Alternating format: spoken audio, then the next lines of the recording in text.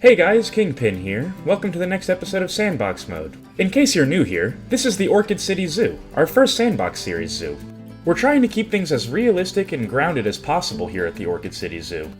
We've had our fair share of problems, and between you and me, we've had a tiger escape once or twice, but overall, things are running surprisingly smoothly for our first Sandbox Mode zoo ever. In case you missed the last episode, we added 12 African penguins into the Orchid City Zoo, and they really like it here.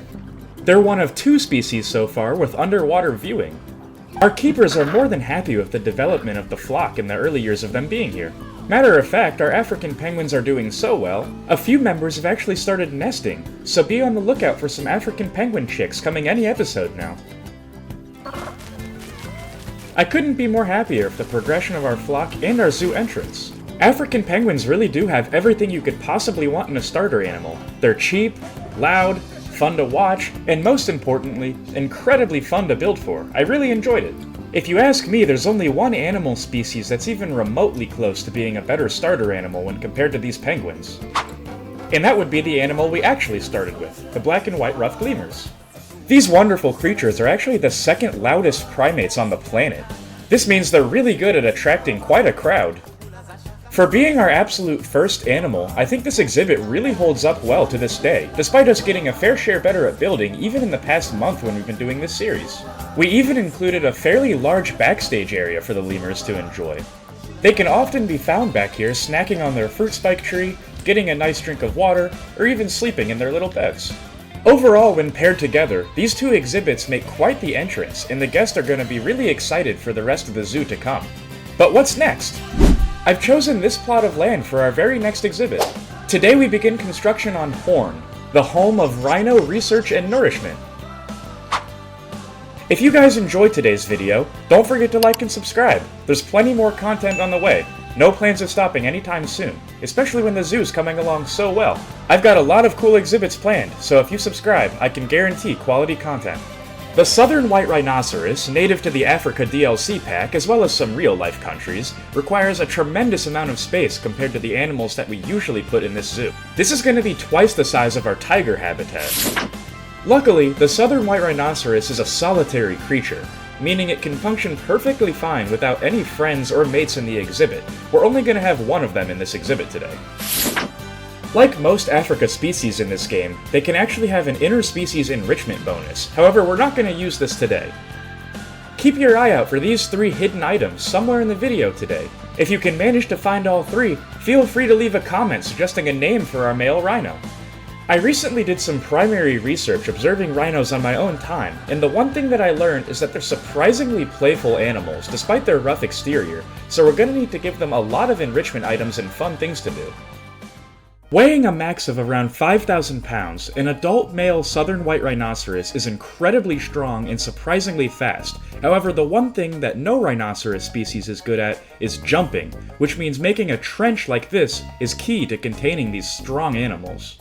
Rhinos of all species are very poor climbers. They can, however, swim surprisingly well. Take this into account when building for them, because containing these animals is the #1 priority. They're really big and pretty dangerous. Like we mentioned with our tiger before, the last thing we want is to have another rampaging animal on the loose, so we have to build them a building that's relatively secure. I decided to remain on the grid for the time being to at least get the basic shape down, because this is going to be a relatively complicated build compared to what we normally do. It's going to have 3 chambers. The one is what we're currently working on, and this is going to be the rhino's indoor hard shelter, where a majority of the research and observation is going to take place. This is going to be followed by a narrow hallway that the rhino will be able to comfortably fit down. After the rhino reaches the end of this hallway, it'll be met with a pretty strong and secure fence that keeps it out. This is going to be the area where the zookeepers are actively researching the rhino, and it can get really close so they can get up close and personal with the beast. This area is going to be 2 stories tall. The bottom story is going to have a lot of functional aspects like the rhino's food supply, maybe a generator, and likely a keeper hut as well to make sure that runs smoothly. But the second story is going to have a lot of windows and observation posts for the actual research of the rhino to take place. Remember, the point of this exhibit is to spread conservation and learn about the white rhinoceros since it's such an endangered species. The Orchid City Zoo is overall lacking in conservation efforts, and I figured this is a great way to change that. This entire exhibit's going to be dedicated to the rehabilitation of the Southern White Rhinoceros to try and bring their number in the wild up. Right now they're too endangered for our liking, and I think we can really change that. For just the shell of the build, I like how it's looking so far. I'm just picturing in my head all the little details that we can add to this thing, but the question is this going to be enough space for the rhino, because it's not a whole lot. In order to figure out how much space this exhibit takes up exactly, we're going to have to run a null barrier through the building and actually around the yard where the rhino's going to be situated.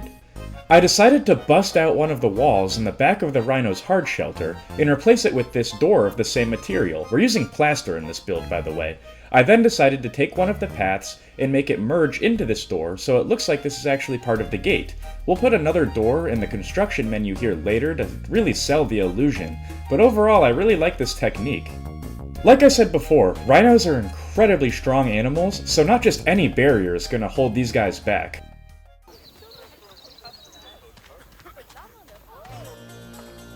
And just like that, we have a Southern White Rhinoceros, and it looks like it can escape from a few places, as predicted, and look at that, that worked just perfectly how I wanted it to.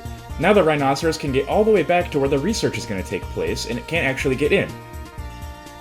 Okay, and it looks like the rhino's surprisingly happy right now. And wow, we gave it just the right amount of space, down to the square meter. That's actually insane. I had not planned that, nor did I check that. That's funny. Surprisingly, the rhino was already at 78 to 79% wellness upon entry to the exhibit. It only needs a little bit of long grass, which makes perfect sense because they're grazing animals, and that's what they spend the majority of their day doing, actually. But it also needs a fair amount of enrichment items. The first thing we're going to add is the mud bath. This is incredibly important to add for the rhinos because they actually really like to cool off in these things. It can get hot in the African sun, or the Midwest depending on where your zoo is located, like ours is, so the rhinos are going to need a way to control their body temperature, and this mud bath is the perfect way for them to be able to do so. Think about it like how we use sunscreen on a hot day at the pool. In order to stop getting sunburned, we put something on our bodies to stop the sun's rays from affecting our skin.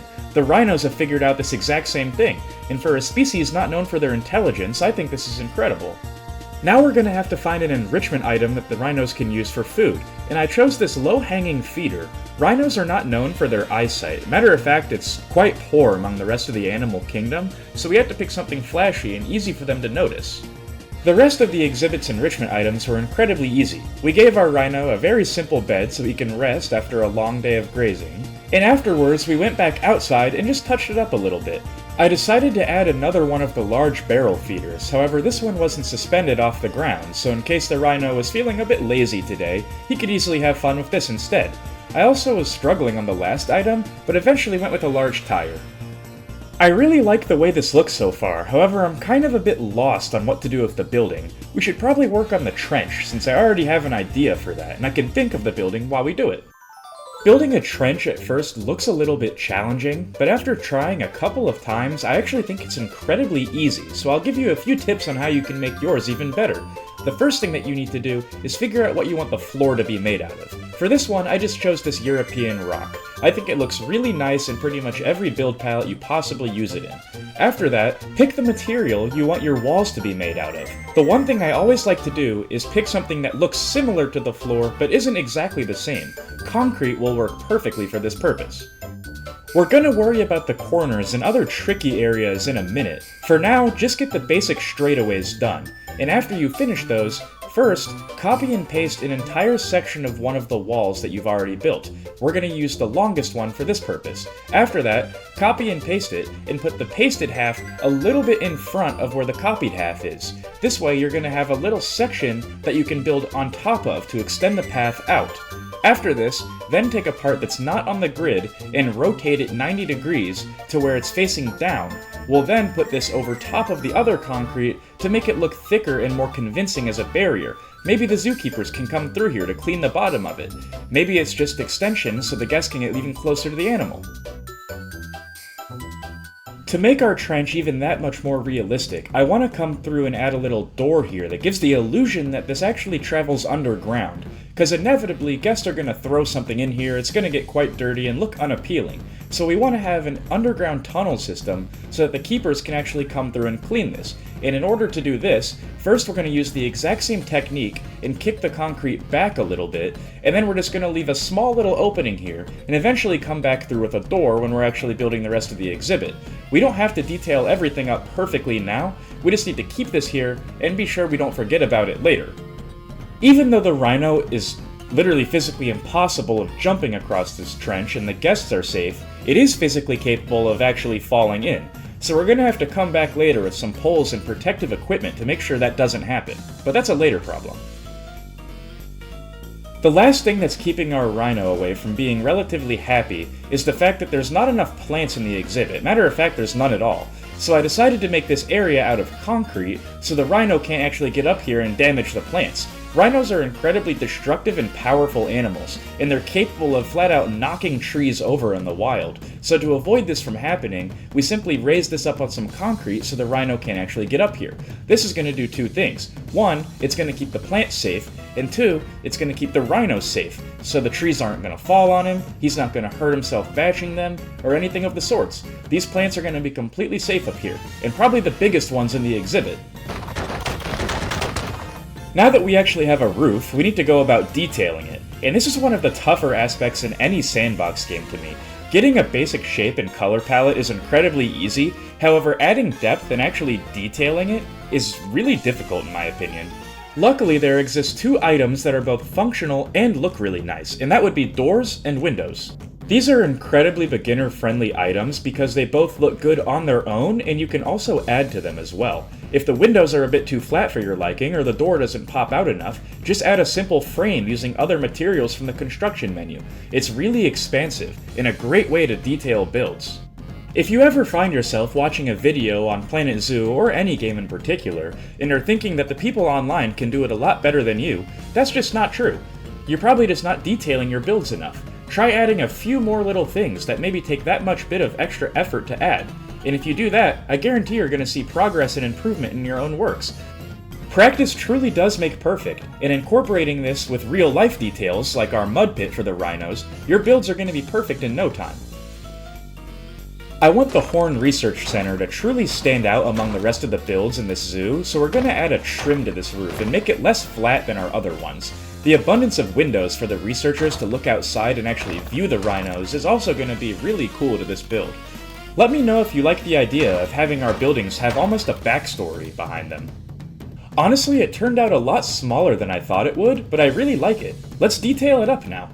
I've never actually used these wallpaper pieces before. I've never found much of a place for them in my builds, but I don't know, I just have a feeling they're going to look incredibly nice on the bottom layer of the Horn Research Facility. We're going to have that contrast, just like in our pit, with the top layer, but for the bottom, I think these are going to work really well. If you'll recall that incredibly small path that our Southern White Rhinoceros can walk on the interior, I designed this fence out of the construction menu, just out of some metal mesh and other metal materials, say that 3 times fast, but I want to have the rhino be able to walk all the way down this path and then come straight up to this and get incredibly close to the researchers who are actually observing the rhinoceros. This is going to accomplish 2 things. One, it's going to allow the rhino to get used to its trainers and become more comfortable with them, and 2, it's going to allow the trainers to actually observe the rhino, which is their entire job. The rhino's going to be able to get so close to the people, you're not going to have a better view on the planet of a Southern White Rhinoceros in captivity. I'm typically not known for my interior design, but I have to say, I am really happy with how this turned out. We have keeper logs, we have food storage, even a functional keeper hut inside of here. I really like the sleek aspect of it. It looks like a perfectly realistic back room. One thing I try to stress in my builds is making my builds look good from every possible angle.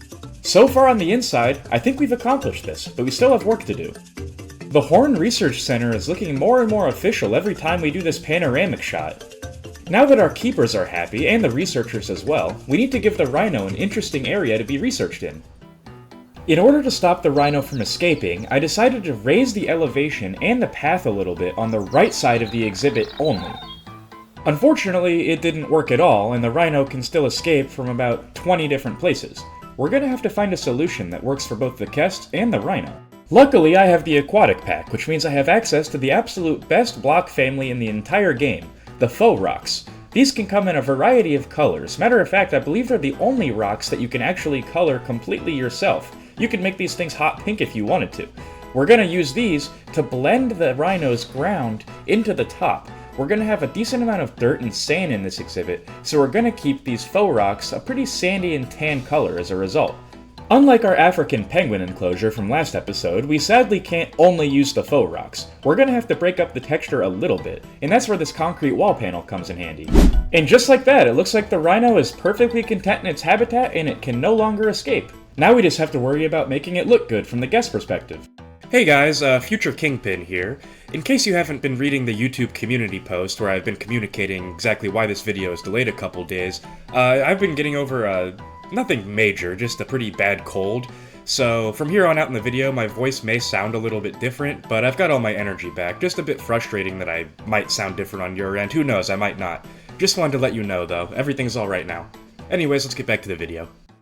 This was actually a really challenging terrain build, but I'm quite happy with the result. The reason it was challenging is because in this Africa exhibit in my zoo, obviously this being the first exhibit of Africa, I want to separate it in between the savanna and the jungle. I don't want to just have western lowland gorillas, which I have plans to add, right next to this animal, since they don't necessarily live next to each other in real life. The gorillas would live typically more in the jungle, and the rhinos more the savanna. So in order to separate that, I want to have all of the savanna animals have a lot of sand in their exhibit. However, the rhino doesn't necessarily want a lot of sand, so I needed to find a way to make it look like sand without it actually being it. I did this by using primarily the heavy soil and the light soil, and then mixing sand over the top of it. This gave the illusion that I was using a lot more sand than I actually did, and I really like the effect.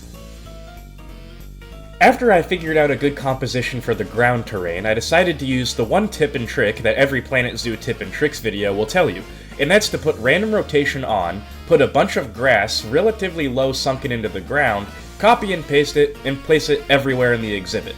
This makes it look really sporadically placed and natural, which is exactly what you want when you're placing a plant like grass. If you're placing trees, those should be a bit more planned since they're so big, but a plant like this, you want it to look as natural as possible.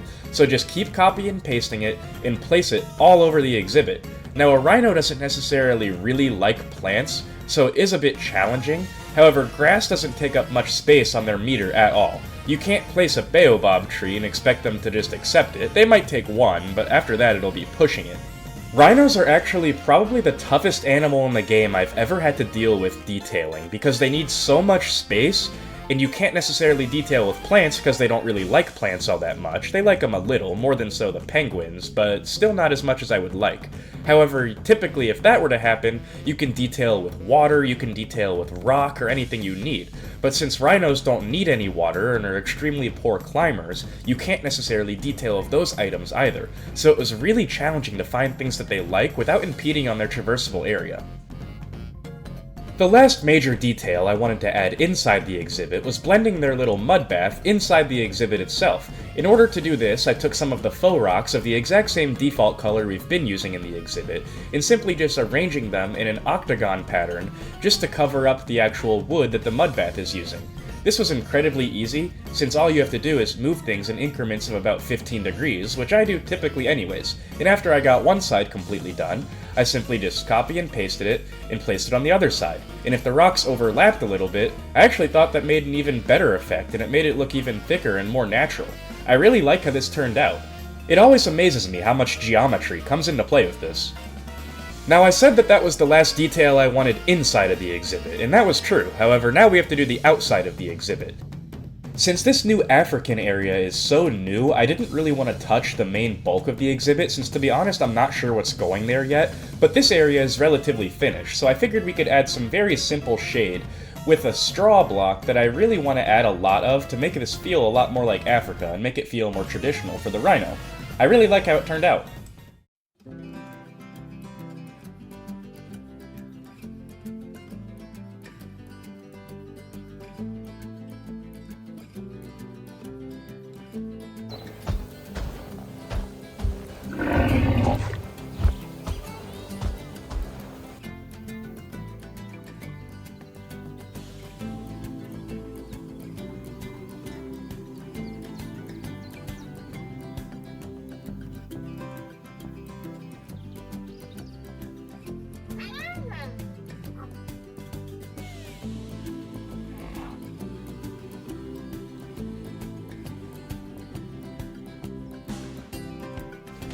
Alright, let's go into free look mode and explore this habitat.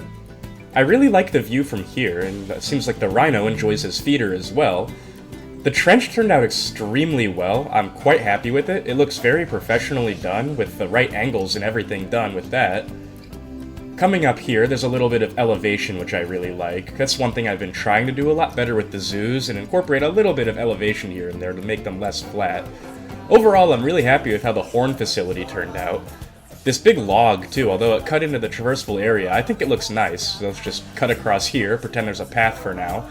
Let's actually head into the horn research facility.